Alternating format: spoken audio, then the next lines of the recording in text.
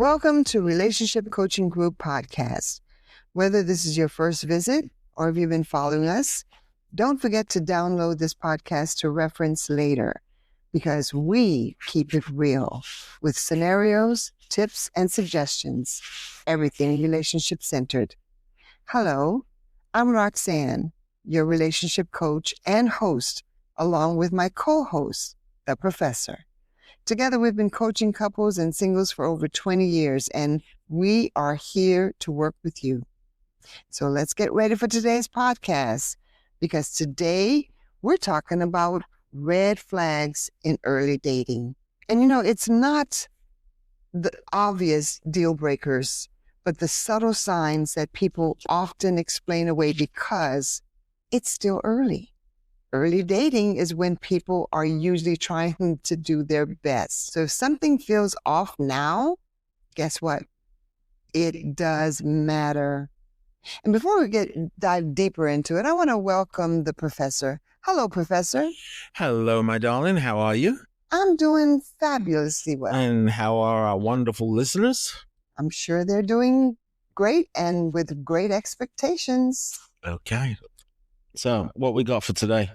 Well, we're going to talk about early dating red flags, or if you want to say it the other way, red flags in early dating. Wow. And before we start, Professor, because I do have a few pointers that I want to bring up, I want to give a little short explanation of red flags in dating. Is that all right with you? Absolutely. Listeners, I hope it's okay with you. I'm going to give it a little explanation. Make it long enough that I can have my 2 sips of coffee. Okay, you got it. Red flags in dating relationships are behaviors, patterns, or dynamics that signal potential harm, whether it be emotional, relational, or psychological. They're warning signs that something may be a little bit off beneath the surface, even if everything looks good on the outside. Red flags aren't always loud or dramatic, but sometimes they show up subtly, hidden behind charm, flattery, or urgent attention. And finally, red flags in relationships often start out small, but over time, they become a huge problem. Sure do. So, Professor, before we get into our little pointers, there again, we can only do so much. I mean, we would be here for hours talking about red flags through relationships, marriage, and everything. But we're going to have point out five key points of red flags. Okay. But what do you think about red flags in early dating?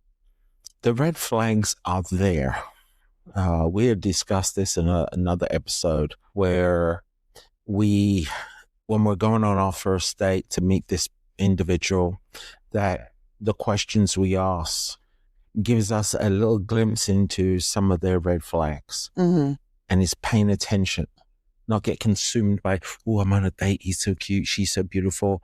We have to put those things aside. Sometimes we let our emotions overtake us. And ignore those signs. Absolutely. Yes.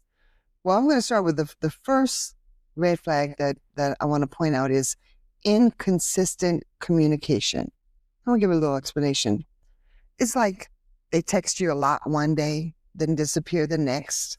And you're left wondering where you stand in this relationship. You're wondering if they even like you. And you feel confused about it. What do you say, Professor? That is one of the things that as human beings, we suck at communication. We really do. And it's not until we get older that we've gone through life and we've learned a little bit. A lot of us have learned to communicate better. But when we're looking into a relationship, our emotions take the best of us. Right. And you really, if it's early on and you're already feeling confused because the mixed signals, talk to you one day and it might go 3 or 4 days and not talk to you. And that's a sign. Yeah, that's a sign. You shouldn't feel confused so early as to where you stand. Absolutely. If you've had your first, second, or third date and and then you've been ghosted, and then all of a sudden you've heard from them 2 weeks later. Yeah, because if they like you and they want they want to see where this relationship goes. They communicate it. You won't. They won't make you feel confused. They will. They will be in touch with you consistently. And one of the reasons those things happen is because you're not the only one. Well, that could be. Because a lot of the time when they don't communicate back right away, it's weeks down the road, they're assessing their option. Because they may have already been talking to somebody else. Good. Yeah. And sometimes they're like, oh, I don't know if it's going to work okay with this. I'm going to, see how this one goes. They're assessing their options. But there's something going on other dates. Right. Because if you really are interested in someone, you'll make the time. Right. And even, they may throw out there, well, my work got busy. For 3-4 days, you couldn't even text or something? Typically after a first date, you should be communicating with each other at least within I'd say at least 3 days. And that communication should continue. Right. It should be consistent. Yes. Exactly. All right. The next red flag is they say they're not ready. Now, if someone tells you they're not ready for a relationship, but still wants your time, attention, and even intimacy, believe them when they say that they're not ready. Don't wait and wait and wait and wait some more for them to change their mind. Believe them the first time. If they say they're not ready, take it. Yeah. And run with it. Yeah. Because they're telling you a lot of time. And that is a game that some people will play. I like you, but I'm not ready for a relationship right now. But they want to be with you. They want to be intimate. They want the benefits of a relationship. Yeah. So whether you're a man or a woman, you become the booty call. And I haven't heard that in a while. Yeah, I know. Do they still use that? Yeah. You're the quickie. You're the phone call at night. Mm-hmm. Can I come over and come see you? Mm-hmm. That's what you'll end up being. Yeah. And so when someone tells you that they're not ready, then you shut that door. Yeah, you say, okay, well, figure yourself out. If you're ready, but if you're kind of wanting the same thing, nothing. If you're okay with that and that's what you want, right? But if I'm happy for you, right? But if you are looking for something a little more in depth, if you're looking for a real relationship, then that may not be the time. But the person. But either party, man or woman, get caught up in the feelings. Because they're cute, they're beautiful, and they get caught up in that they don't stop to hear what the person is saying, because they want that person. Man, she's fine, she's banging, or he's handsome, and you get caught up in all that. Yeah, Judge Judy had a saying: "Beauty fades, but dumb is forever." Yeah. I love that. And we look at the outside too much to stop and say, well, you know what? The outside changes. I want to know what's on the inside. Right. Because that beauty is not going to be there forever. When you look, all you have to do is watch TV and look at movie stars, and here they are spending millions of dollars to change their face and keep themselves looking young. Well, the chances of you being able to do that is slim. So be more proactive.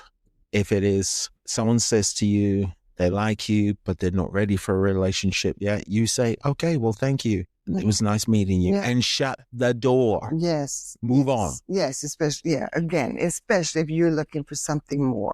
But in one of the podcasts, we talked about self-worth. Well, that's where that comes in. If you have self-worth and you believe in yourself and you love yourself, it's easy to say, that's not for me. Right. Especially when they're telling you. Yes. Yeah, off the bat. Yep.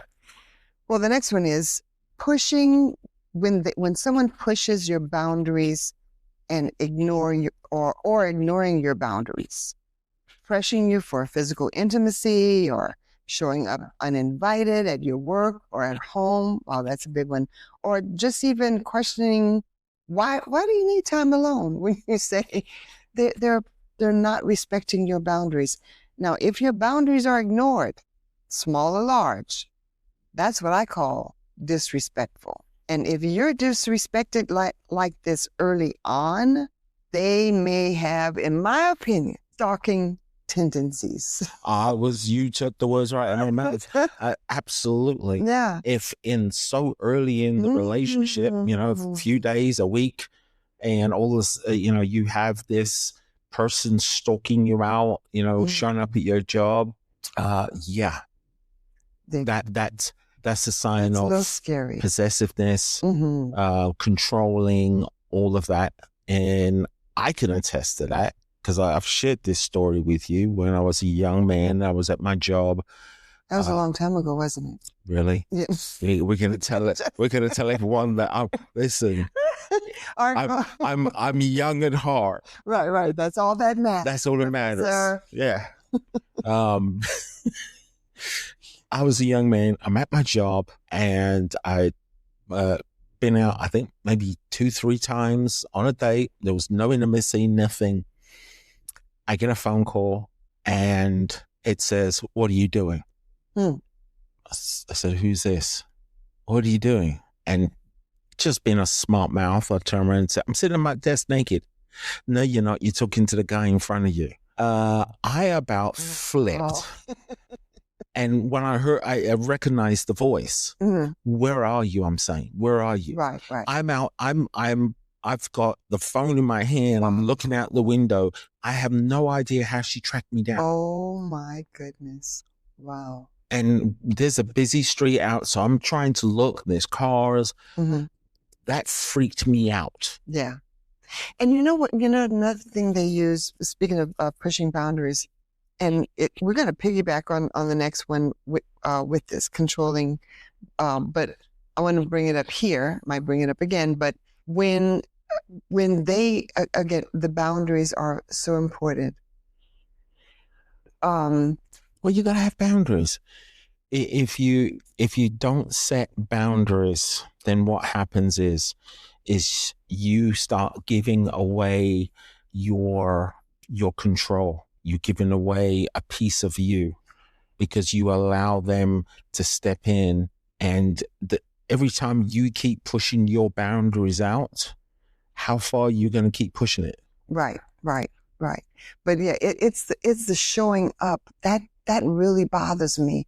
When they'll show up at your house, they'll show up at your job. Oh yeah, you'll be at a restaurant, and here they pop up, and they might say, "Oh, this is one of my favorite restaurants," and oh yeah, that's probably the first time they've ever been. Oh, but they'll track you. That is very unhealthy, bad behavior. Right. And that's something you have to nip in the bud right away. Right. And at that point, that's when if you're a smart person, you will say, this is not, we're not doing this. Right. And shut it off. It don't matter how cute they are, how pretty they are.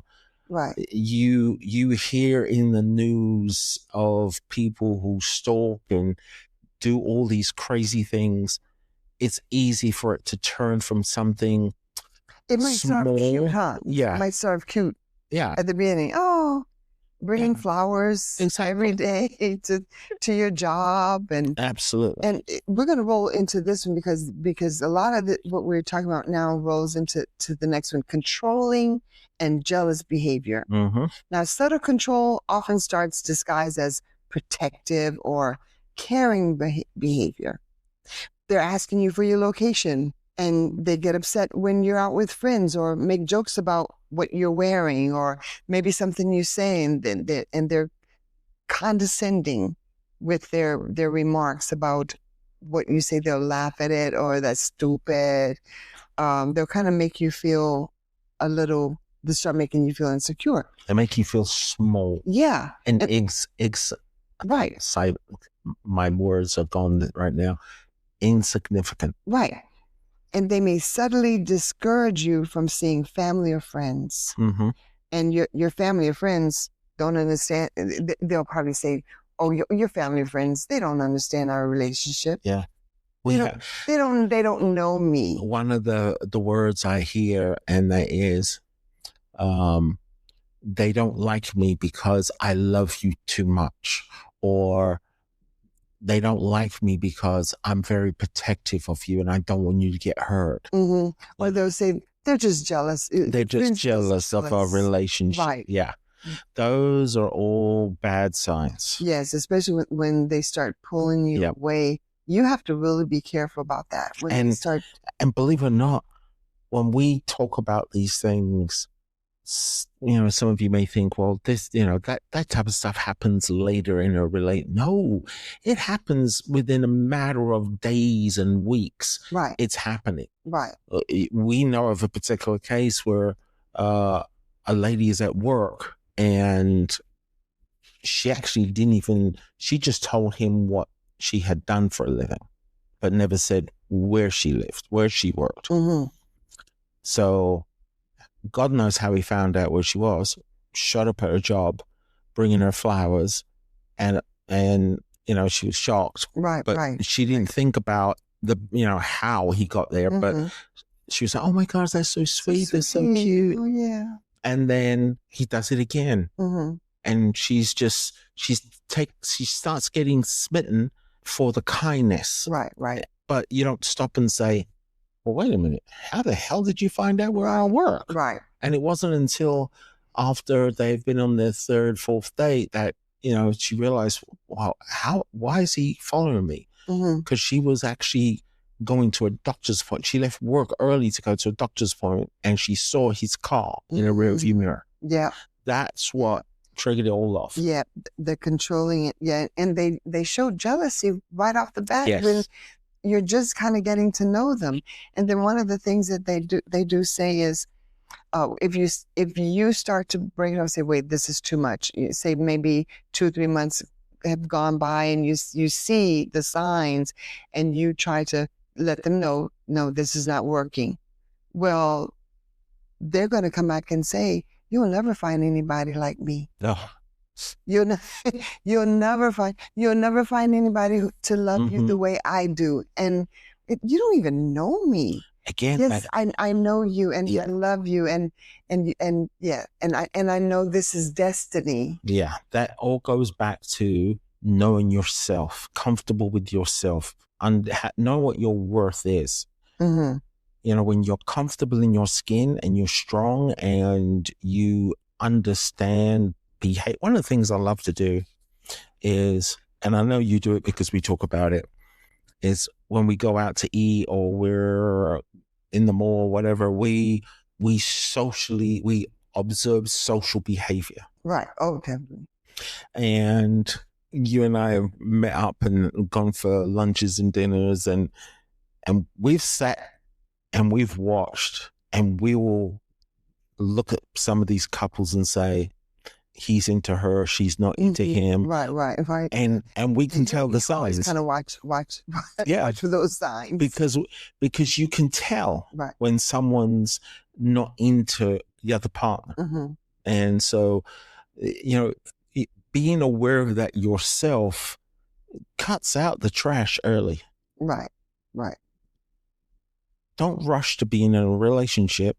And I know people want to be in a relationship so bad, and there's nothing wrong with wanting to be in a relationship. Right. But first, you have to be ready for a relationship. We've discussed this in the past. You have to be ready for a relationship, because if you don't have that, then that's when things go south. Right. And we did a podcast about being ready and signs that you're not ready. But yeah, that's a big one. The controlling and jealous behavior, that starts off early, then it's not going to end well. No. It will not end well. And usually people like that want to control you, that want you more than you want them. Yeah.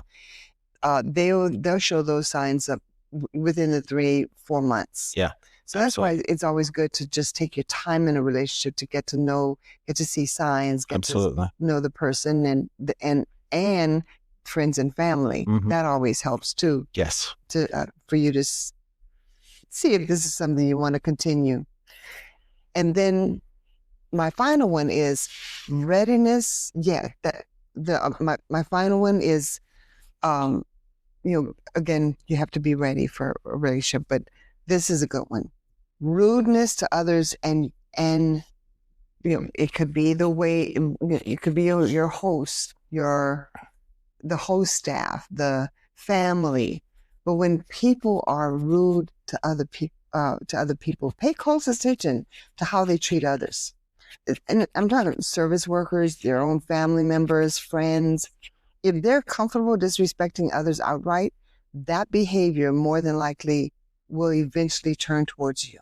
Absolutely. And you can't ignore that. Yes. Name calling, and they might say you're too sensitive, you're imagining things, undermining your reality. What you see, they want to say, oh, it's just your imagination. I don't do that, or I didn't say that. So be careful with the name, with people that are rude. Here's something for you. I went and had breakfast a couple of days ago, and by myself, there was a couple, and then behind them was an older couple. So this young couple, I guess she doesn't know how to talk or communicate to people. She said, bring me some more napkins. Get me this. Get me that. There was no please no thank yous.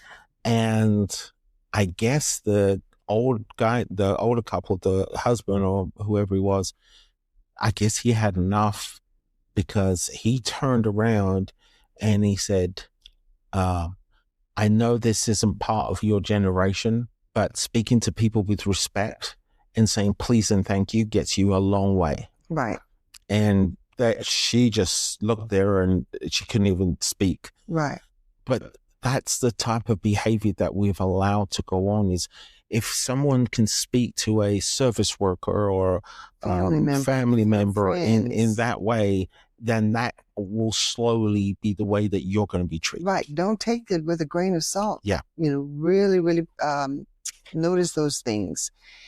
And what we're going to do, Professor, you're going to give me some red flags and I'll counter it with green flags. All right. So our listeners can take notes real quick.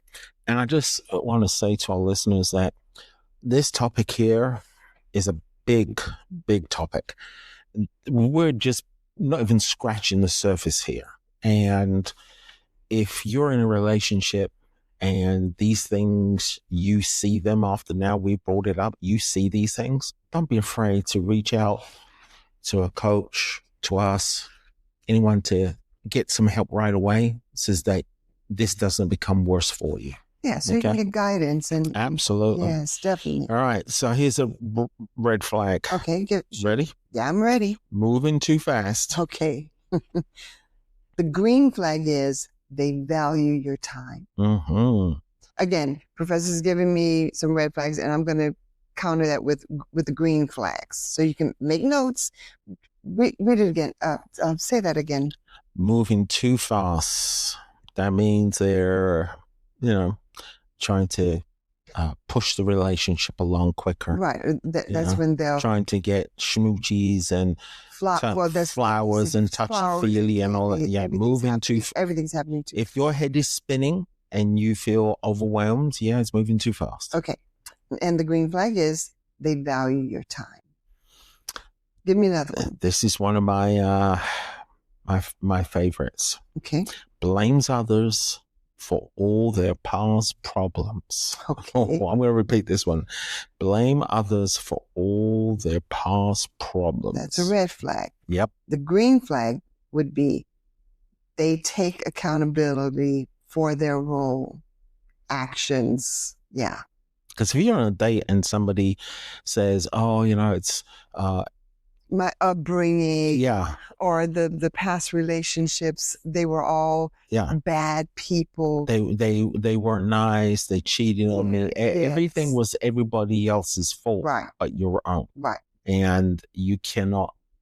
Not everything. It can't be just one-sided. It's not one-sided. Relationship is not one-sided. Okay. You have another one? Yep. Okay.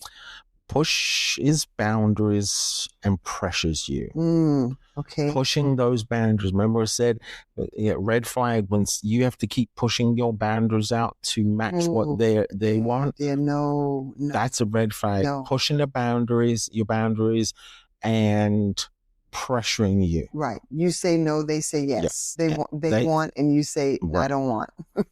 Well, the green flag would be, if you say no, stick by your no, because the one time that you say no, but you give in the moment, you've just said it's okay. Right. They just crossed that boundary. Yeah. You just move the bar. Right. Move the bar. Well, the green flag would be respecting your boundaries. Yes. When you say no, no means no. Right. When you say let's go to a park, no, I'm not really feeling it. Right. You ready for another one? Ready for another one. Okay. This one's a good one. Okay. Hot and cold communication. Okay. Hot and cold communication. Yep. Turn it on, turn it off. Yeah, right. And call you today. Right. And he's all sweet, or she's all sweet and loving, and then you don't hear from them for 2-3 weeks. Right. And we're really summarizing what we've gone through, but so you can make notes. Well, the green flag would be consistent and reliable. Yes. They're consistent and reliable. And don't get that twisted in that they should be someone has to call you every day, every minute of the day. No. There are, again, boundaries, but in reasonable time. Right. Because you have some people that they will call you every second of the day. And there's some people that don't like that. You can call me, every other day or something. Right. But you got to start off slow. Right. What's the next one? All right. Now we've covered this one already, but rude to people. Right. Yeah. These are kind of a little summary. Yeah. Well, the green flag would be kind. They show kindness and empathy toward others. Yes. So you have red flags and you have the green flags. Take notes. Yes. If somebody is rude, as we said, the green flag to that is someone who is polite. If you're out, they say, thank you. Can you get me some water, please? All those things, how they talk to their family, their friends. So yeah, we've given you a good, and we've given you the red, and we've given you the green. Right. Right. Well, in closing, Professor, I just want to give a little closing statement for our listeners. Red flags aren't there to scare you or make you close your heart. Remember that. They're there to help to protect your heart and your peace. Just notice how someone makes you feel. If someone doesn't feel right, trust yourself and choose better for yourself. And we just want you to feel grounded and confident in your choices of a partner. Yes. That's why we're here. Absolutely. That's why we do this podcast. Any last comments? I always have the last. I have to have the last word. It's in my nature. That's why I always give it to you. Go ahead. Whether you're a man or a woman, trust your instincts. Mm-hmm. Definitely. I'm just piggybacking what you said. Trust your instincts. Yes. Sometimes we go with these blinders on and we put that hand over our eye and we're just looking through the fingers just to see, in a relationship. But you need to take those blinders off and trust in what you see, you hear, and trust that gut feeling. Right. That's saying to you, yeah, this isn't right. Right. Trust yourself. Yep. And choose better for yourself. Absolutely. Yeah. You deserve it. Say that again. Yeah. You deserve it. Well, Professor, I think we've come to the end of this podcast because we could go on for hours. Yes. And listeners, we thank you for being a part of the Relationship Coaching Group community. And you can find us at www.unavailability.com. roxanne.relationshipcoachinggroup.com. And if you'd like, you can email me at roxanne@myrcgroup.com. We'd love to hear from you, wouldn't we, Professor? Absolutely. And please feel free to send us comments and you can email topic suggestions, or if you want to join in on one of our podcasts, send us an email and we'll let you know when you can join in. We'll send you a link and you can come in live. That would be wonderful. That would be wonderful. And until the next time, speak your needs clearly, listen without interrupting, and remember, you're not alone. Together, we got this. We got you.